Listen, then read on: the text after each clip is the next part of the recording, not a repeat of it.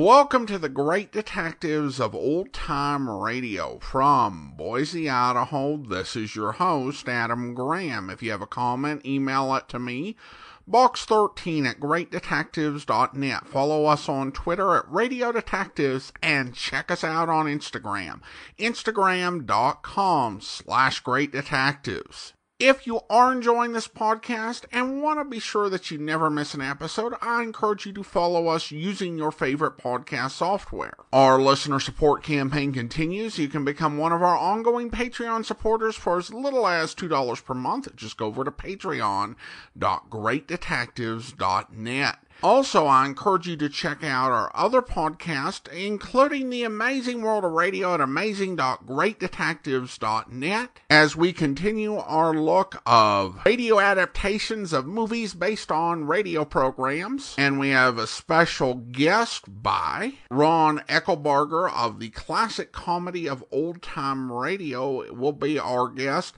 and you can listen over at amazing.greatdetectives.net. Well, now it is time for the start of another Johnny Dollar serial. The original air dates, October 31st and November the 1st of 1955, and this is the Valentine Matter Parts 1 and 2. From Hollywood, it's time now for... Johnny Dollar. Roy Vickers, New Britain Mutual, Johnny. Hi, Roy. How'd you like to try some Creole cooking? Okay, what's up? One of the bellhops at the St. Agnes Hotel in New Orleans had quite a time last night.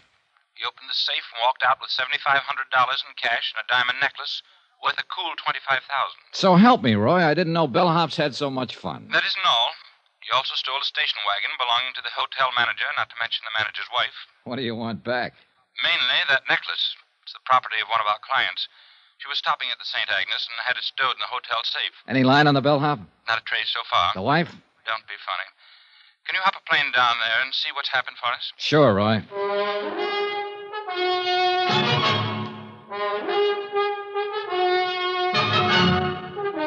Tonight and every weekday night, Bob Bailey in the transcribed adventures of the man with the action-packed expense account, America's fabulous freelance insurance investigator... Yours truly, Johnny Dollar.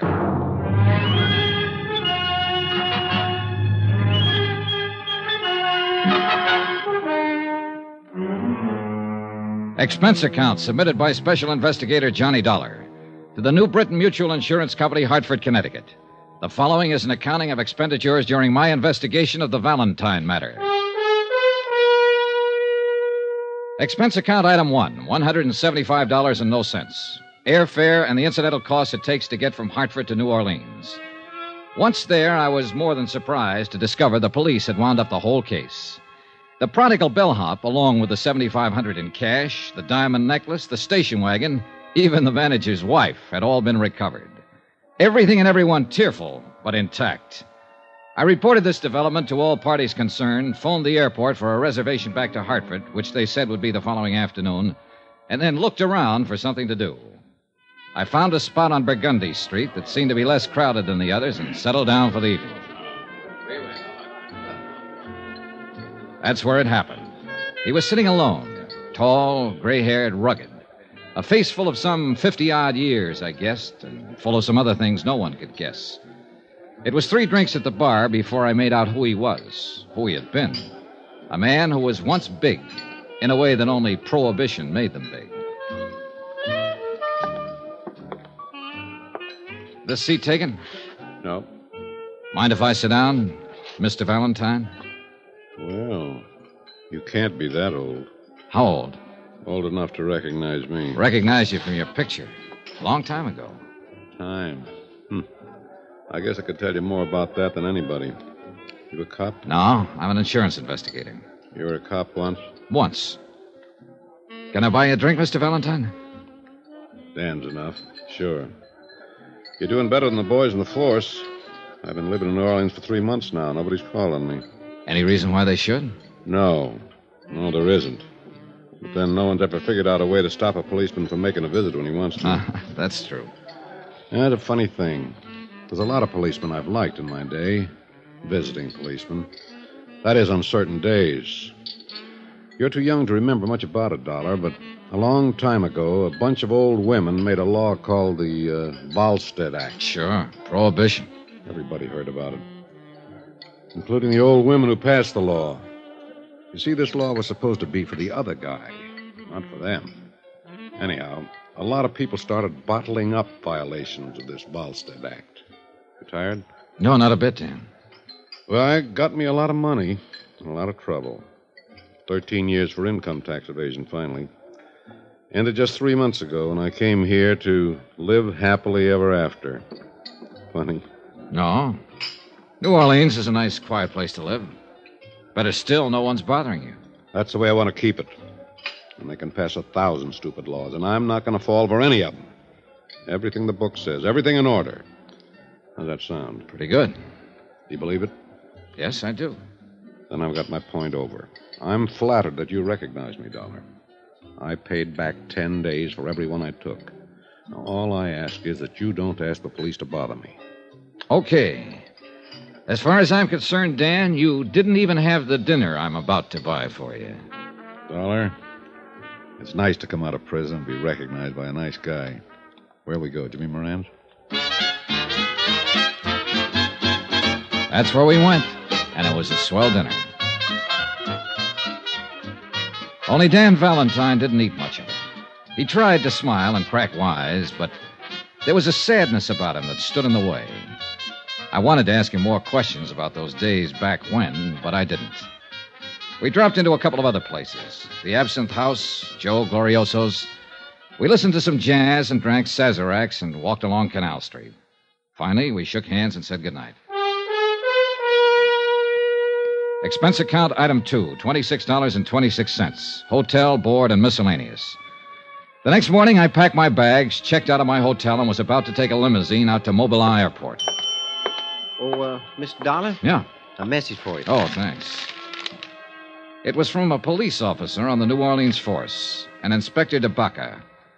Could I drop by before I left town? I went right over and met DeBaca, a tall, lean, gray-haired man with 30 years' service who kind of puzzled me at first. Thanks for coming by, Dollar. Sure. Sit down. What's up? The bellhop take back his confession on that necklace theft? No. This is something else, Dollar. Dan Valentine. Oh. You met him about 6:30 last night. You had 2 drinks with him, and you went over to Moran's and had dinner. You went to 2 other places. You left him at 11:30. Yeah, I also brushed my teeth when I got back to the hotel, but I bet you can't tell me what color my pajamas Now, take were. it easy. Just take it easy. Maybe I'm saying this bad. He doesn't know it, but we've been keeping an eye on Danny ever since he showed up in New Orleans. Just so happened you were with him last night, and you did business with us here yesterday afternoon. So? We want to know if you had any business with Dan Valentine. Don't be funny, Inspector. Okay. Now, don't get huffy. Let me put it this way. Dan came to New Orleans 3 months ago, bought a house out in Jefferson Parish. He hired a housekeeper, bought himself a little car, took up fishing every afternoon or just walking. Nothing wrong with that? No, of course there isn't. We liked it fine. The boys in the car drive by now and then to look at him. Just look. No questions, no knocking on the door. When we see Danny in town, we turn the other way. Just look, you see? Sure. Now, he doesn't have any visitors. No old pals from Chicago or New York or Detroit come to see him. He lives alone. And he likes it. That's what he told me. You're his first visitor. Now, I just wondered. You wondered wrong, DeBaca. Okay. I had to ask about it. You know how it is. Yeah. Excuse me. Yeah? Okay. Right on cue. Your pal just stopped a couple of bullets. Huh? Danny Valentine. Come on. According to the uniformed officer who had put in the call, a newspaper boy had found Valentine lying on the sidewalk and roused the neighborhood. One of the residents had carried him inside. The ambulance crew stood by the bed as we came in. Valentine was lying on his back, the white chenille spread under him, changing to a deep red. 2 bullets had ripped ragged holes in one shoulder through flesh and bone. But he was just as self-contained as ever. I got the idea you were going to stay out of trouble, Dan. I didn't know I was in any trouble. Hiya, Dollar. Okay. You went to the police after all? No. The inspector called me in. About you, Dan, but let's forget that for now. How'd this happen? This? Cleaning my gun. You're a loser, Dan. You're not supposed to have a gun. Oh, you know me and the law. we sometimes didn't hit it off. Art, where is the gun? What gun? The gun you were cleaning when you were walking down the street and shot yourself. I swallowed it. Now, look. Somebody's taken a couple of shots at you, Dan. Nobody can tell us anything about it but you so far. We don't want you murdered. Well?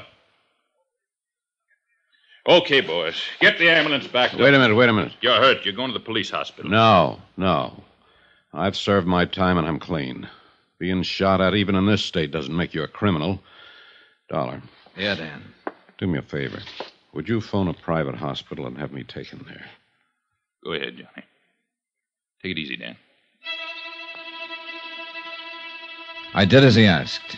A crew from one of the large private hospitals was out there in a matter of minutes.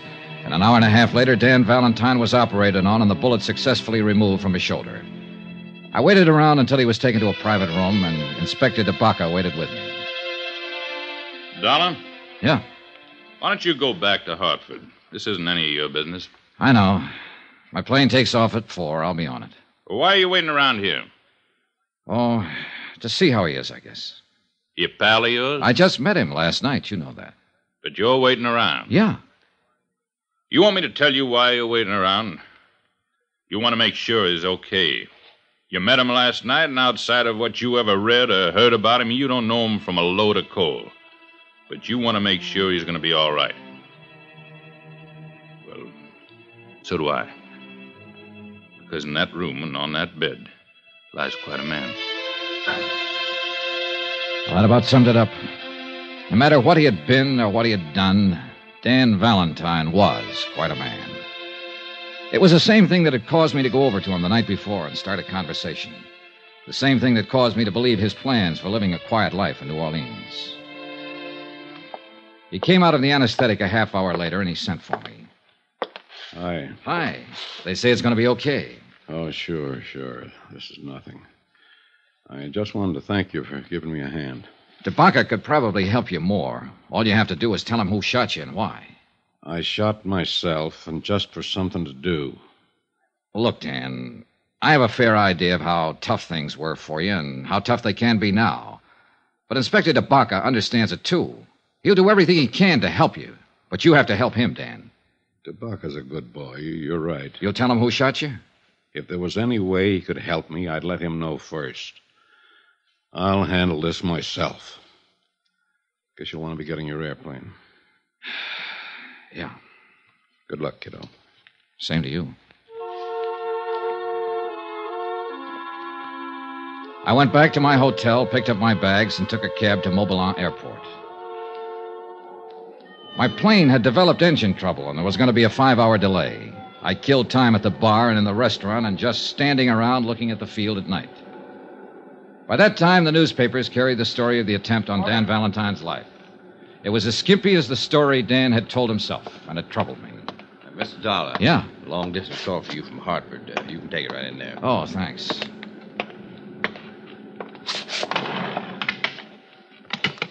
Johnny Dollar. Roy Vickers, Johnny, at New Britain Mutual. Glad I caught you. Just waiting for my plane back to Hartford now. This story about Dan Valentine's in all the papers up here. Have you read it? Yeah, I was in on it, in a way. Somebody shot at him today. He won't tell who. Says he'll handle it himself. Can you find out, Johnny? I don't know. Why? We carry a $50,000 policy on him. Somebody's trying to kill him. We'd like to know all about it. You mean I can stay here and work on this? Yes. Okay, Roy.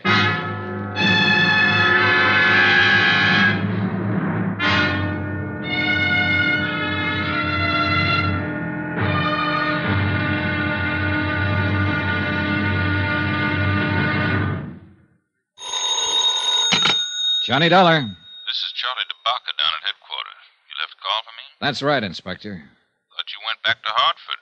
What now? The company I represent happens to hold an insurance policy on Dan Valentine. They asked me to stay here in New Orleans and look into this attempt on his life. How'd they hear about it so fast? Well, it was in all the papers and on the wire services. Valentine's always been news, ever since Prohibition. Yeah, a guy like him would be. Well, you know as much as I do, Dollar. No leads yet. He's still quiet about the whole thing? Just like a mouse who won't open up, except to say he'll take care of it himself. Maybe it'll help matters when he finds out the insurance company's interested. You know something? What? I don't think me, you, the whole force, the insurance company or anybody else can keep that bird alive unless he helps us.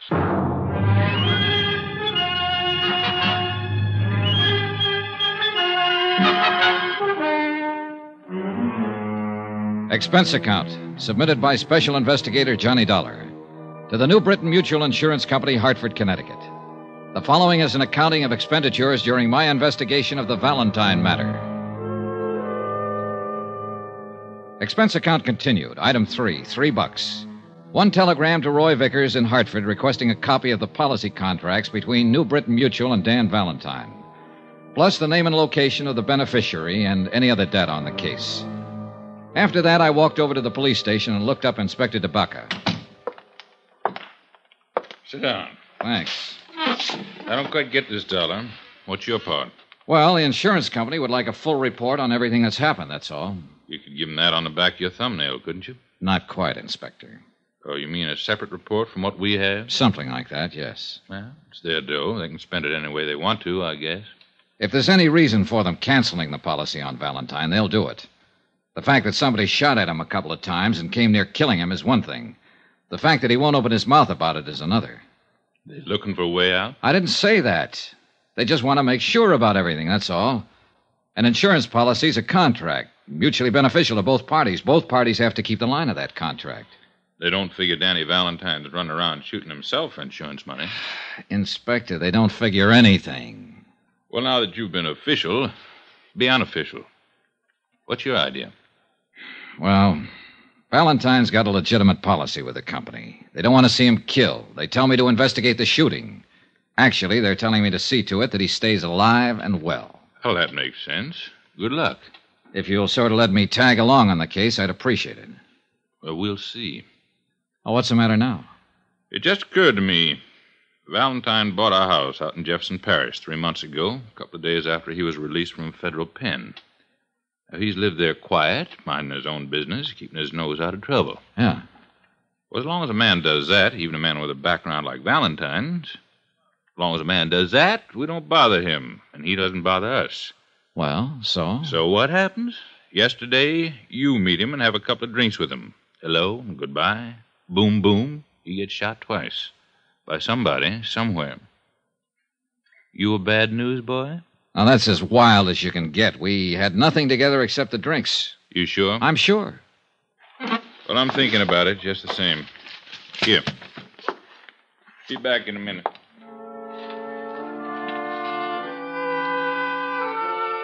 The bulky, thick folder Inspector DeBacca shoved across the desk at me was marked Valentine Daniel. It started in 1915 and was fat with yellowed clippings all the way through 1942. There was a pretty good history of Dan Valentine and the age he lived in. He was born in Ireland and had fought in the Irish Rebellion. He was regarded as both hero and scoundrel. For his own good, he came to America. Somehow, he started out in the wholesale drug business. And understandably, it was an easy step to making prohibition alcohol, and an even easier step to make prison on an income tax evasion charge. The folder mentioned a wife and a daughter who seemed to have successfully avoided most of the newspaper headlines that had involved Dan Valentine. There was one picture of Mrs. Valentine taken in 1928. That's about as far as I got when DeBacca came back into the room, not alone. Interesting stuff? Very, Inspector, very. Well, here's something more interesting. My men have been covering the neighborhood where the shooting happened yesterday afternoon. This man's a witness. This is Mr. Dollar. He's an insurance investigator. It's Willie Blakely. Oh, how do you do, sir? Hope you can help us, Willie. Well, I can try, I really didn't see too much. See, I was on my milk truck, and I saw this fella, this big fella, walking down the street. What's his name? Dan Valentine. Yes, sir. Well, he was just walking, like for an early morning walk, and then I saw this car come around the corner, and there were a couple of men in it. What kind of car? I think it was a Buick sedan. I'm not sure. It was a black car. You happen to get the license number? No. All right, go on. Well, sir, this Mr. Valentine, he looked up when he saw it coming, and he stopped. You know, kind of funny. No, I don't know. Tell me. Well, you know, like he was surprised. Do you think he was surprised at who was in the car? Yes, sir, that's it. He sort of smiled. Not a hello kind of a smile. Sort of a sad smile. Didn't wave, just stood there. I couldn't see the men in the car by then, so I don't know how they were looking at him. Did you see them as they rounded the corner? Yeah, just a couple of fellas, dark coats and hats. Would you know them if you saw them again? I don't think so, Captain. Okay. 2 men. Yes, sir. So this Mr. Valentine stopped and looked at him and gave him this kind of smile. He recognized them, you think? Oh, yeah. And then I heard a noise, something like whack, whack. And Mr. Valentine fell down, and a car drove off. Did Valentine go for a gun? No, sir. What did you do then? Well, I got out of there. Why? I didn't know what was happening. I didn't want to get hurt. You didn't even try to help him? No, sir. I was scared. I didn't know what that whack, whack was, sir. And it took you all this time to tell us about it. Sorry, Captain. Dollar, Yeah. you got something to worry about. Hmm? That noise he was talking about didn't sound like regular gunshots, or he would have said so. Silencer. What else?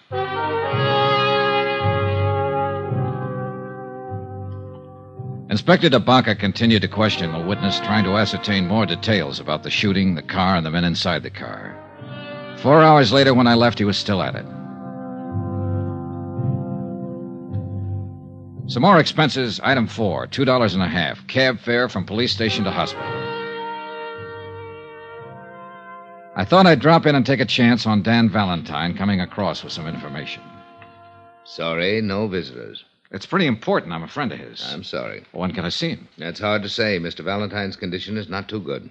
What? Well, nothing to be alarmed about. He lost so much blood that he's in a weakened condition. The doctor's ordered a transfusion. Oh. You can phone in later if you like. Excuse me. Yes, ma'am? I should like to see Mr. Valentine, please. I'm sorry. I was just telling this gentleman. That's impossible. How is he? He needs rest. The doctor feels he'd be better off without visitors at the moment. Thank you. I had a feeling about the gray-haired, well-dressed woman, and I hurried after her down the long corridor outside the hospital. I was just in time to see her take a cab that had been waiting at the curb. I managed to hail one myself, and we tagged along Canal Street behind her until she paid off the driver in front of the Roosevelt Hotel. I was right behind her when she stopped in the lobby and got a key to room 1016. I gave her 5 minutes, then I knocked on her door.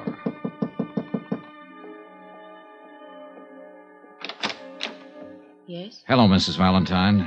My name's Johnny Dollar. Ann Valentine looked at me for a long time. I had to hand it to her.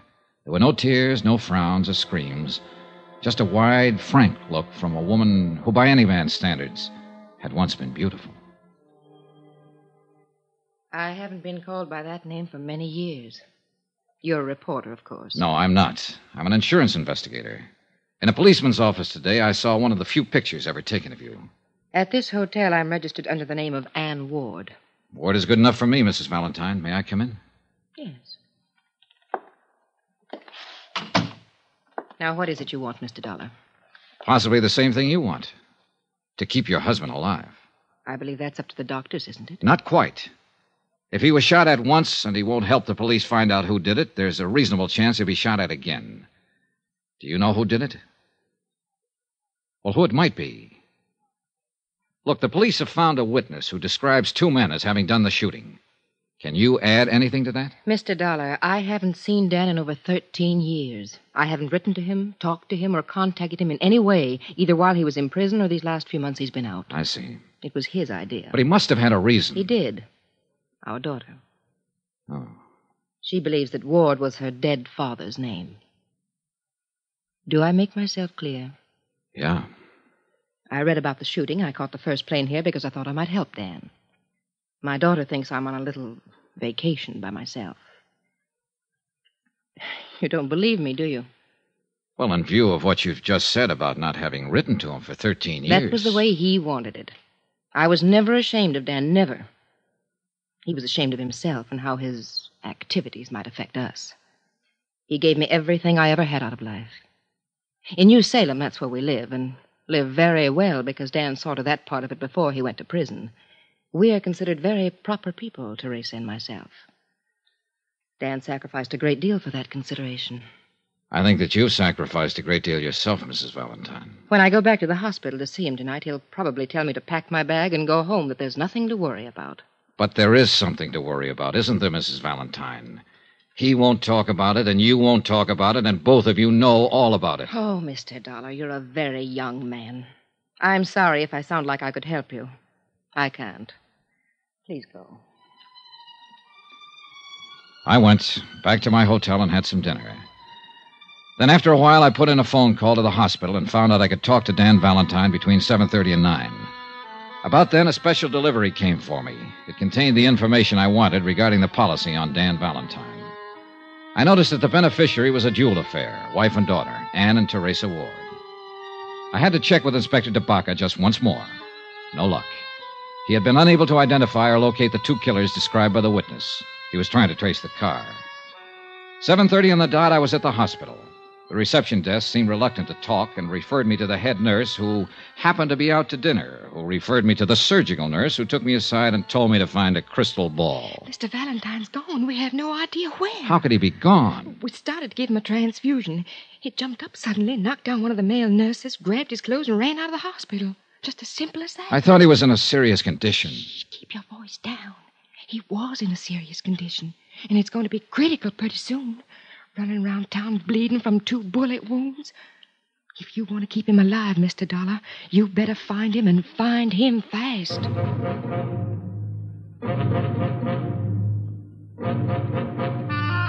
I thought over what Dan Valentine had told me in the hospital earlier, about taking care of the matter himself. And the more I thought about it, the more I realized he was going to do just that, even if it killed him.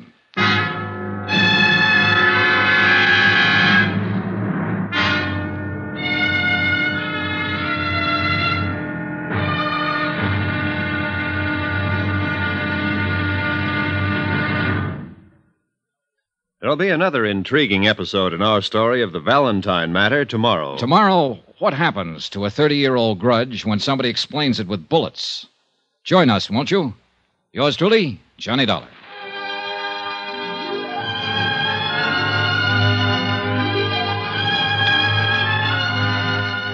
Yours truly, Johnny Dollar, starring Bob Bailey, is transcribed in Hollywood. Written by John Dawson, it is produced and directed by Jack Johnstone. Be sure to join us tomorrow night, same time and station, for another exciting episode of Yours truly, Johnny Dollar. Roy Rowan speaking.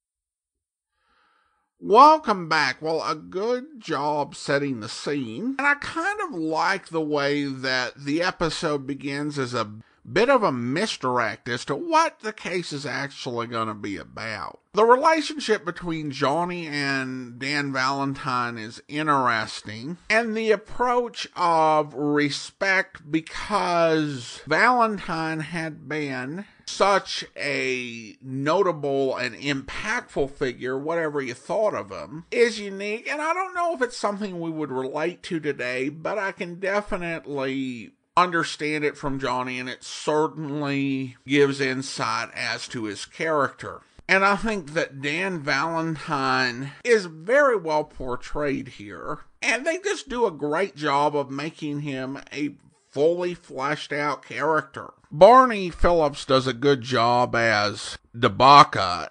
Suspicion of Johnny is not particularly reasonable, but it's far from the most unreasonable suspicion we've heard from a policeman on this program. Well, now we turn to listener comments and feedback, and we start out with Rabbit Dude, who writes, "Okay, so 3 serials in, this is my take. Bob Bailey sounds more human. The writing for these 5-part series are pretty good and elaborate. Still not a big fan of the theme music. And Johnny signing a telegram to 2 guys, love Johnny, doesn't sound right.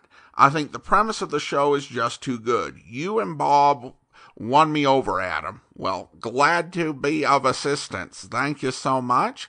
And then we have an email from Caleb who writes, Adam, good morning. Hope you and your family are doing well. I really enjoyed the twist of the Chesapeake fraud matter. Unoriginal opinion, but Bob Bailey is such a great Johnny Dollar. And while I've enjoyed the other actors, the serials and Bailey's acting are so much fun. The only part I don't like is having to wait 3 days between parts 1 and 2 and 3 through 5. I can only imagine how disappointing it would have been when these originally aired to miss a part. It was nagging at me, but when Johnny went to confront the murderer, I knew the story felt familiar. Thank you for telling us that it was an expansion of a prior non-serialized episode, or I would have gone crazy trying to remember why it sounded so familiar. I still completely forgot the identity of the murderer, though, until Johnny realized the source of the fingerprints. Speaking of familiar, I noticed some of the transition music is identical to music used in Tales of the Texas Rangers. Not sure how common it was for short musical bits to be recycled, but since I do also listen to Tales of the Texas Rangers religiously, I definitely recognized it.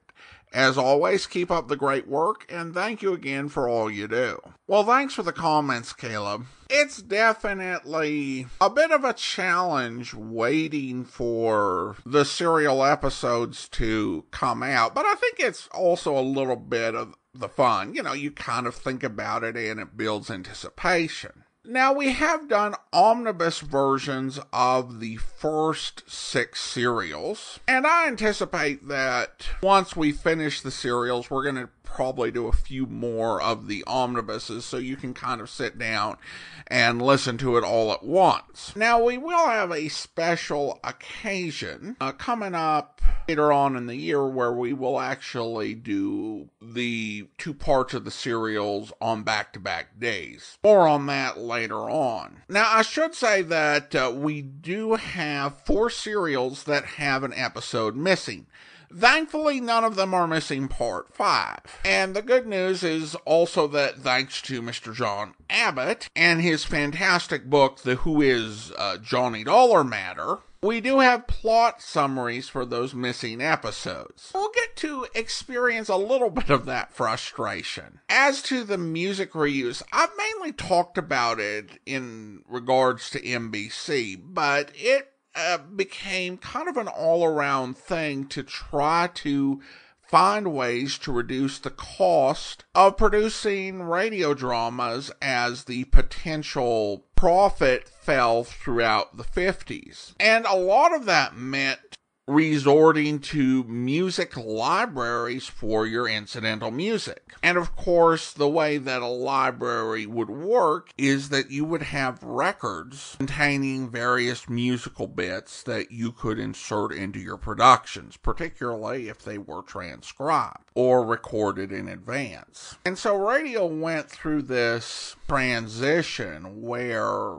you'd often have a choice between an orchestral score and organ music, and it was as much a stylistic choice as it was a financial choice. And programs often had a lot of original music. Even early sitcoms. The Mel Blanc Show, for example, was a sitcom, but it would have 2 or 3 musical numbers inserted in each episode. In many ways, that felt kind of like a nod to theater plays, particularly the old-style theaters, which would provide a lot of entertainment for your buck.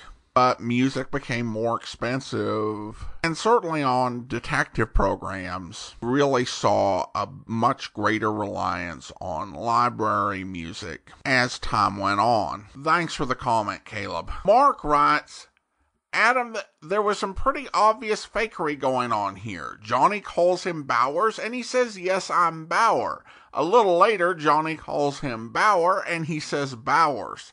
This went on and off throughout the show until he was dead. Oi. Well, thanks so much for the comment, Mark, and I think I felt something was a bit off, but I wondered if I was just being a bit nitpicky, but it's a fair call out with the Bowers thing. It's a tricky last name because it can be Bowers, and it's not like Bowers is the possessive of Bowers only, but can be a separate last name. And this may be a case of a script editing error and just the sort of pressure of the early Johnny Dollar serials. And we have a comment here from Frank, this one a message through Facebook. He writes, "Hi Adam, I really appreciate all you do, but the Chesapeake story on Johnny Dollar really bothered me. I first heard the show with my college roommate about the arsonist who burned down his own factory by recording a tape and having his wife play it over the phone for an alibi. Ever since, I thought Johnny Dollar was great, but the Chesapeake story really bothered me. His persistence resulted in the murder of his friend, as well as the man who was supposedly killed in a boating accident.